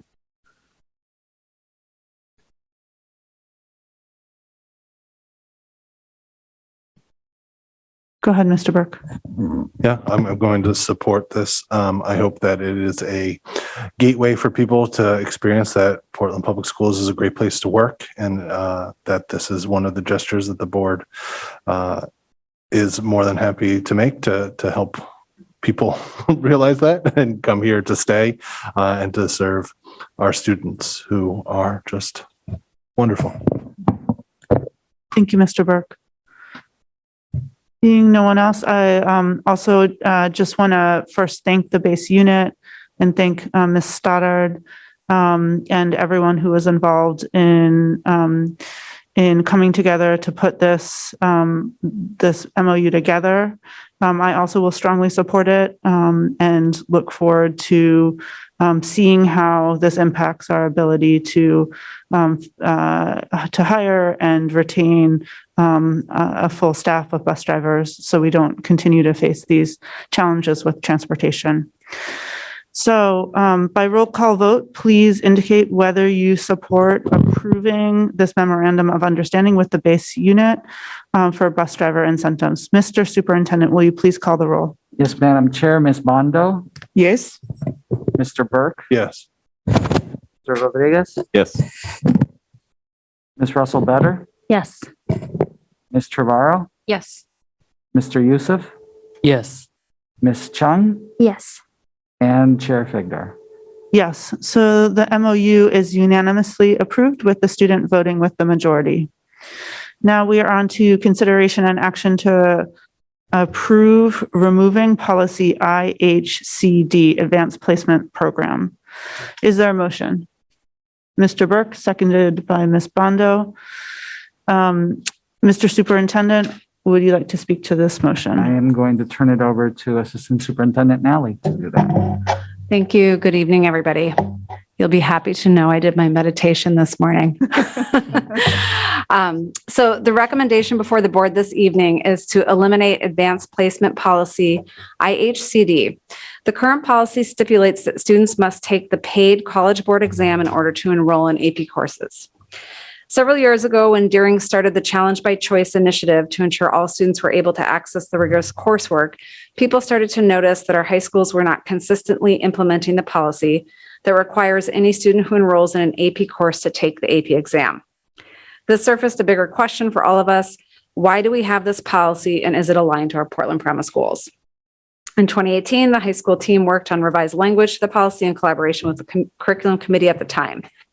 This language loosened the expectation that all students must take the paid College Board exam and offered a few different options for a summative assessment for the course, including the CLEP exam or teacher-graded released AP exam.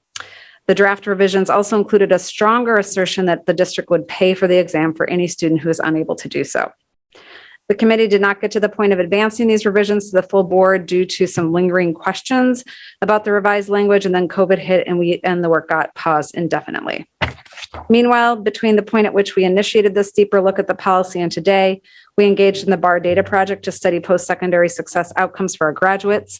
This research used persisting into a second year of 2 or 4 year college as a proxy for post-secondary success.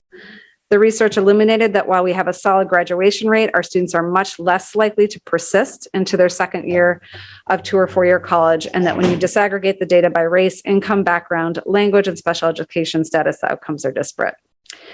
The research also illuminated a trend that students who enrolled in 4-year college were more likely to persist into their second year, and that students who took AP courses were significantly more likely to enroll in 4-year college. While there are other rigorous and meaningful courses offered in our high schools, the data clearly showed that accessing AP coursework is strongly correlated with post-secondary success. Thus, when we came back to the AP policy this year, we came with an equity lens and intent to remove barriers to accessing rigorous coursework, and in this case, AP coursework. We further discussed that there's no official requirement to have this policy, and our high school administrators recommended that we eliminate the policy and empower them to use the previously revised language to guide their approach at the building level, with the ultimate goal of ensuring more equitable access to rigorous courses for all. The committee agreed with the recommendation and voted unanimously to bring this recommendation to the full board as we're doing this evening.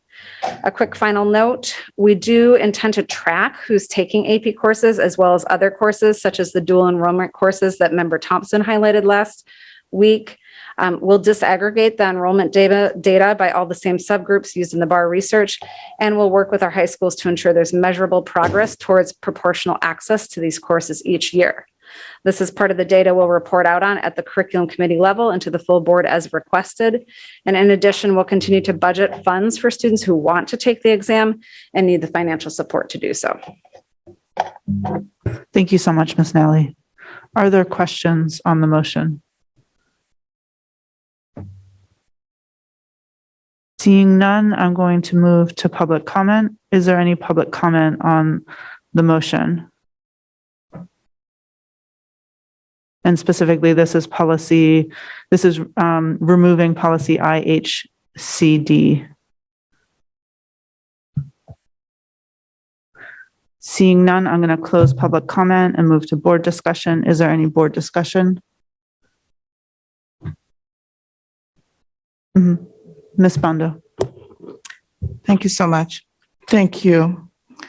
I will support, really in favor to remove and eliminate the policy, because this is one of my strong advocacy, because I really us to understand the value behind those advanced classmen, because this is really when we can promote the student to better the profile for the higher education. And I think when we eliminating the policies, is now left the outcomes for promoting and challenging students to be able to access those AP classes. So I think everything now is going to depend on the inside of the classroom and the teachers and all the classroom management. Are we encouraging and make sure that those students really who have those outstanding values to be able to challenge, so we can see a better profile for the higher education to come. And I will vote yes to support this. Thank you. Thank you, Ms. Bando. Mr. Rodriguez. Thank you, Chair. I'll just say briefly that I too am going to enthusiastically support this or removing this policy. I think it's also it's great timing that today we spent a lot of time speaking about our attendance on the BAR data that Assistant Superintendent Nally just mentioned. That was the other indicator of post-secondary success. So when our students are in our buildings and we have high expectations of them, they tend to succeed. So we're doing something right. We just need the support systems to make sure that our students are in the classrooms and prepared to learn, and that we eliminate these barriers. And then once we do that, the data shows that our students succeed. So this is a step in the right direction. And like I said, I'm enthusiastically going to support it. Thank you. Thank you, Mr. Rodriguez. Mr. Burke. I'll also support this, and I'm encouraged by the looking to track and promote also other ways in which to earn college level credit. As a non-traditional student, had to work full-time through my college career. Earning CLEP and Dante credits was essential to my success and ability to do it in the time bank that I had, as well as the financial banking that I had to make it work. So I appreciate all the work that went into this. Terrific. I will just note that we didn't discuss this during our meeting last week, but ninth graders at Deering are all enrolled in AP Human Geography. My daughter is part of that class. It is awesome. So speaking with my hat on as a parent, when I first read the letter explaining to me that every freshman at Deering was going to take AP Human Geography, I was just blown away and felt so proud for my daughter to be part of that class. And her experience has just been incredible. It is the class that animates her high school experience so far.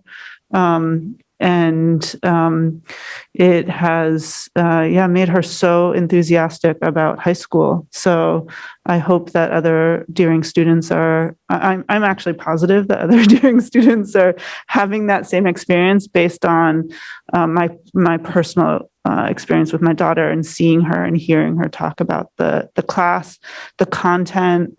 It's remarkable. So it's made me very, very proud to be a part of the school system. I will very strongly support this policy tonight. So with that, by roll call vote, please indicate whether you support approving the removal of policy Ihcd Advanced Placement Program. Mr. Superintendent, will you please call the roll? Yes, Madam Chair. Ms. Bondo? Yes. Mr. Burke? Yes. Mr. Rodriguez? Yes. Russell Better? Yes. Ms. Trevaro? Yes. Mr. Youssef? Yes. Ms. Chung? Yes. I expected a stronger yes. Yes. No, I think I'm pretty consistent now. It's really yes. You are. And Like confident, Chair but like Findor. not too confident. Yes. With that, the policy is unanimously approved. Thank you. Now we're moving to consideration and action to approve revisions to policy BEDBA, the agenda format. Is there a motion? Ms. Russell-Better, seconded by Mr. Burke. Mr. Superintendent, would you like to speak to this motion? Sorry. Mr. Superintendent is still recording the last vote, so we will give him a moment. Yes, thank you. Last spring, the board approved policy ACA, our equity policy. That policy calls for the use of land acknowledgements as part of formal PPS proceedings. We experienced that during the groundbreaking ceremonies that we held last month and look forward to continuing to implement that aspect of the policy further. This proposed policy amends the board's agenda format policy by incorporating reading of a land acknowledgement alongside the Pledge of Allegiance at the opening of board meetings. As you all know, I've been reading a land acknowledgement for the past 3 years, and with the passage of this policy, it will no longer be a part of my remarks. Rather, it will be formally a part of the agenda and will be read by the chair at the start of the meeting. We're currently working with our Indigenous advisors to formalize the actual land acknowledgement that we will use, and we look forward to having that and beginning this new process in the new year if this policy is approved. Thank you so much, Mr. Superintendent. Are there questions on the motion? Seeing none, I'm going to move to public comment. Is there any public comment on this motion to change our agenda format to add a land acknowledgement? Board discussion now? Not yet. Sorry. Seeing no public comment, I'm going to close public comment and then move to board discussion and Mr. Burke. I'll support this, and I look forward to seeing what the acknowledgement is and what it's going to call upon us to do, so that this has become an empty gesture or ceremonial one, but it continues to pull us forward in our work of decolonization, and that's what I'm committed to. Thank you, Mr. Burke. Is there any more board discussion? Seeing none, by roll call vote, please indicate whether you support approving revisions to policy BEDBA, our agenda format. Mr. Superintendent, will you please call the roll? Yes, Madam Chair. Ms. Bondo, Yes. Mr. Burke, Yes. Mr. Rodriguez, Yes. Ms. Russell Better, Yes. Ms. Trevorrow, Yes. Mr. Youssef, Yes. Ms. Chung, Yes. and Chair Figdor. Yes. So this policy is unanimously, the policy change is unanimously approved with support of our student. Now we're moving to consideration and action to establish policy EEBB, private vehicle use. Is there a motion? Ms. Trevorrow, seconded by Mr. Burke. Mr. Superintendent, will you please speak to this motion?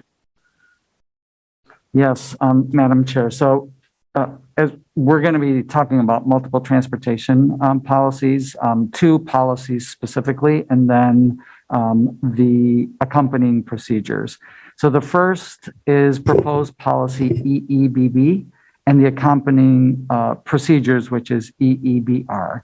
They provide a framework that enables staff and volunteers to transport students when regular transportation is not available, provided volunteers are properly vetted and trained, and students and our guardians grant their consent. This is a new policy for us. It was built off of the model of the MSMA policy, which was provided to us by our insurance company. It has been reviewed by our attorneys and subsequently by our living contract committee. And the version that you are approving today is slightly modified from what we reviewed last week in the first reading, with the most significant change being the addition of language preventing staff from being alone with a student. You're being asked to approve the policy first, and then we will have a separate vote for the procedures, but I don't need to speak to the procedures any differently. We do have in the packet the revised policy and procedures. So if you have any questions about those, I obviously will be happy to attempt to answer them.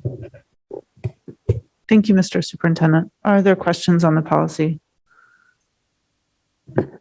Ms. Russell Better. Thank you, Chair. Superintendent, could you just direct, I know I glanced over, could you just direct me to the piece that does have the language about not being alone? So that's in the procedure. In the procedure piece. So it's in the procedure. If you want to open the one that's labeled 11-16-21 with LCC input. Yeah. Okay. And I think it is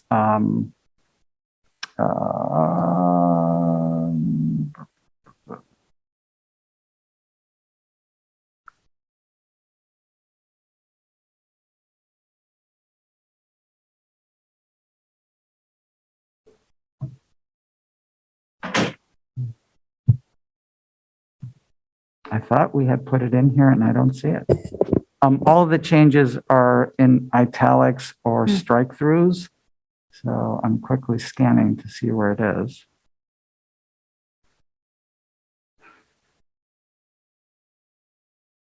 This is, yeah. I don't see it. So we need to add language that we have. And I thought I had added it and I apparently didn't. So we will need to do that. Do you recall, was it just like a very simple sentence? I think it's fairly simple. Let me see if I can pull it up.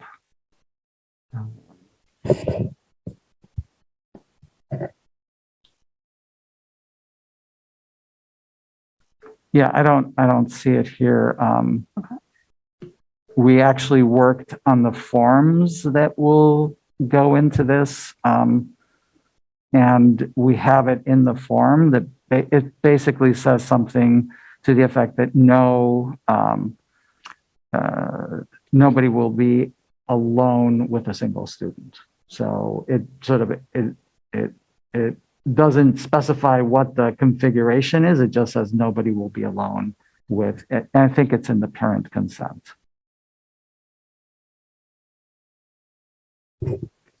Okay, so the draft that you just mentioned will just have that probably one sentence added as a change. I have so many tabs open right now. Yeah. I mean, I feel comfortable supporting it, just knowing I found that. it. Oh, you did? Okay. The driver will never be alone with a single student. Okay. Is the language.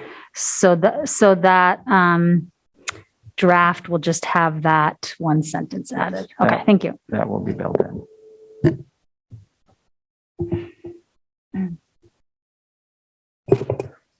Are there other questions? Mr. Burke? Just curious if there's anything else in the procedure that didn't get carried forward as a change. No. Okay. I don't think so. The only other changes in the procedure are splitting one clause that had two different concepts, and those got split out. And what's the other one? And just moving what was K, moving that up to H, so that it was consistent with, sort of the sequence of those, and adding contractual agreements to that. And that was feedback that came out of our conversation with the Living Contract Committee. Ms. Bando?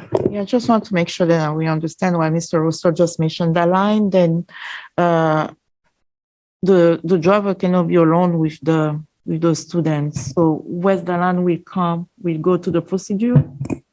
Yeah, that will go in the procedures. That's where it should have been. I'm sorry. We put it into the form, and I thought we put it into the procedure, and we didn't. Okay, so we will add that. Yeah, absolutely. All right, thank you. Mr. Burke? Just who staff-wise is going to manage these requests and the issuing of standing permits? Who's doing that? Yeah. So at this point, we're thinking that the primary responsibility will live with our volunteer coordinators at the school level. They're already in the process of recruiting, and we have a system that involves HR and involves our community partnerships office to do the vetting and communication with with volunteers. So that is the process. And, as I mentioned, we've developed a form that is one of the things that, sort of operationalizes the policy. And so that's the primary place where that lives. Thank you, Mr. Burke. I have a question about the actual policy itself. In the second paragraph, it says that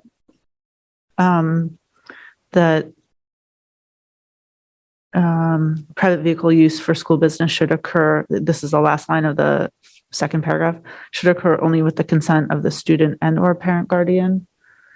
My understanding of the policy is that we require of the procedures is that we require a parent or guardian. So unless there's a bona fide emergency, am I missing something? So what is it? I'm wondering why it's saying in the actual policy itself, EEBB, why we're saying it should only occur, private vehicle transportation should only occur with the consent of the student and or the guardian.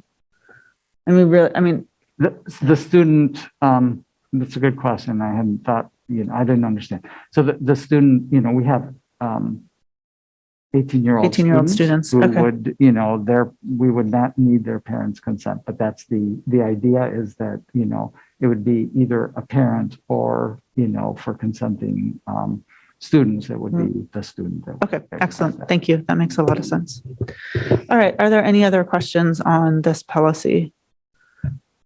Seeing none, I'm going to move to public comment. Is there any public comment on this policy, adding policy EEBB, private vehicle use for school business?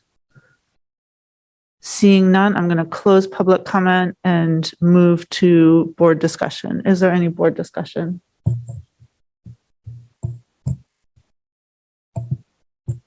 Seeing none, by roll call vote, please indicate whether you support establishing policy EEBB, private vehicle use. Mr. Superintendent, will you please call the roll? Yes, Madam Chair, Ms. Bondo, Yes. Mr. Burke, Yes. Rodriguez, Yes. Sutter, Yes. Ms. Trevorrow, Yes. Mr. Youssef, Yes. Ms. Chung, Yes. and Chair Victor. Yes, so the policy is unanimously approved.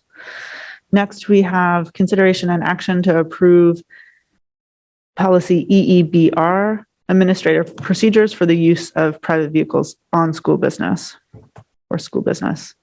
Is there a motion? Ms. Bondo, seconded by Ms. Trevorrow. Mr. Superintendent, I heard that you don't need to speak to this motion, that your remarks earlier covered But again, if there are any this. questions. Absolutely. So we'll first move to questions. Are there questions on the procedures? Further questions on the procedures?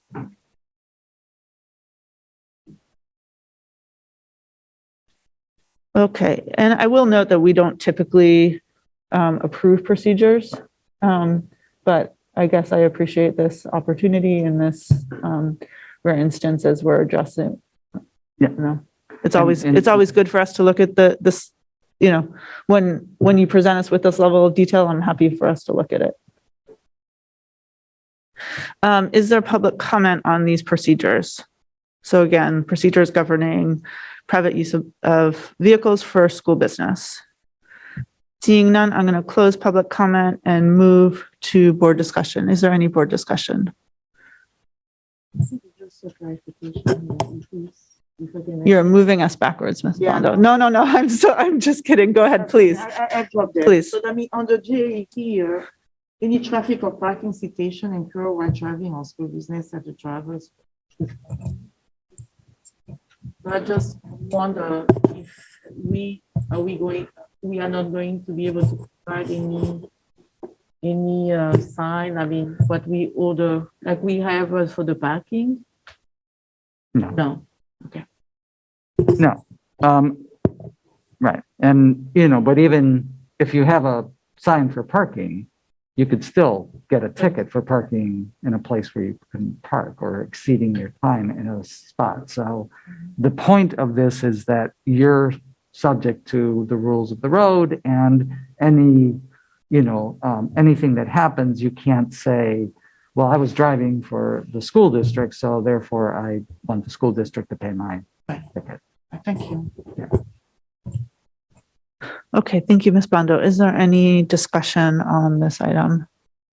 Seeing none, by roll call vote, please indicate whether you support approving EEBR, administrative procedures for the use of private vehicles on school business. Mr. Superintendent, will you please call the roll? Yes, Madam Chair, Ms. Bondo, Yes. Mr. Burke, Yes. Mr. Rodriguez, Yes. Ms. Russell Better, Yes. Ms. Trevorrow, Yes. Mr. Youssef, Yes. Ms. Chung, Yes. and Chair Victor. Yes, so the procedures are unanimously approved. Next, we're moving on to consideration, and with Ms. Chung, our student, voting with the majority. Consideration and action to approve policy EEAD, use of district-owned vehicles. Is there a motion? Ms. Russell Better, seconded by Ms. Trevorrow. Mr. Superintendent, will you like to speak to this motion? Yeah, very briefly, policy EEAD and administrative procedures, EEADA, are revisions to existing policies and procedures. They provide a framework for staff using district vehicles to transport students, and the changes basically update the language and bring the policy in line with the policy that you just approved, the EEBB, which, so to align the requirements in this policy with the requirements. So in essence, requiring the vetting that's required under policy EEBB. Thank you, Mr. Superintendent. Are there questions on this policy? Seeing none, I'm going to move to public comment. Is there any public comment on this policy? Policy EEAD, use of district-owned vehicles. Seeing none, I'm going to close public comment and move to board discussion. Is there any board discussion on this policy? Seeing none, by roll call vote, please indicate whether you approve the changes to policy EEAD, use of district-owned vehicles. Mr. Superintendent, will you please call the roll? Yes, Madam Chair. Ms. Bondo? Yes. Mr. Burke? Yes. Mr. Rodriguez? Yes. Ms. Russell Better? Yes. Ms. Trevaro? Yes. Mr. Youssef? Yes. Ms. Chung? Yes. And Chair Figdor? Yes, and so the policy change is unanimously approved with our student voting with the majority. Next, we're on to our final item of business tonight, consideration and action to approve. Well, there is a personnel item, so I got ahead of myself. Okay, so consideration and action to approve EEADA, administrative procedures concerning the use of district-owned vehicles. Is there a motion? Mr. Youssef, seconded by Ms. Bondo. Mr. Superintendent, is there anything else you want to say to speak to this motion? Okay. Are there any questions on this motion? Seeing none, I'm going to move to public comment. Is there any public comment on this motion, which are the administrative procedures concerning the use of district-owned vehicles? Seeing none, I'm going to close public comment and move to board discussion. Is there any board discussion?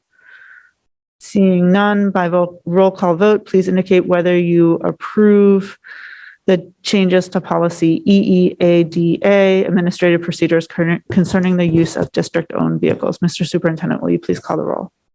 Yes, Madam Chair. Ms. Bondo? Yes. Mr. Burke? Yes. Mr. Rodriguez? Yes. Ms. Russell Better? Yes. Ms. Trevaro? Yes. Mr. Youssef? Yes. Ms. Chung? Yes. And Chair Figdor? Yes, and so the policy is unanimously approved with our student voting with the majority. Next, we turn to personnel items, consideration and action to approve the personnel item listed, election of teacher candidate, probationary. Is there a motion? Ms. Trevaro, thank you so much for your help with our motions. Is there a second? Ms. Russell Better. Ms. Stoddard, would you like to speak to this motion? Okay. Are there any questions on this motion? Seeing none, there's no public comment on personnel items. Is there any board discussion? Seeing none, by roll call vote, please indicate whether you approve the personnel item listed, election of teacher candidate, probationary. Mr. Superintendent, will you please call the roll?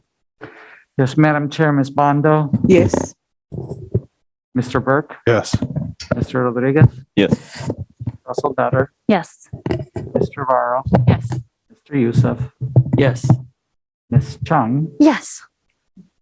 And Chair Figdor? Yes. With that, the personnel item is unanimously approved with our student voting very enthusiastically with the majority. So it is time for us to adjourn. This is our final meeting of this board, the 2020-2021 Portland Board of Public Education School Board. Thank you so much, everyone, for your work. A reminder that after we conclude our business meeting, we are going into an executive session. And so don't leave yet for the board members. But I do want to just thank everyone for all of their work over the course of this year, a very challenging year. It is your contributions are so appreciated.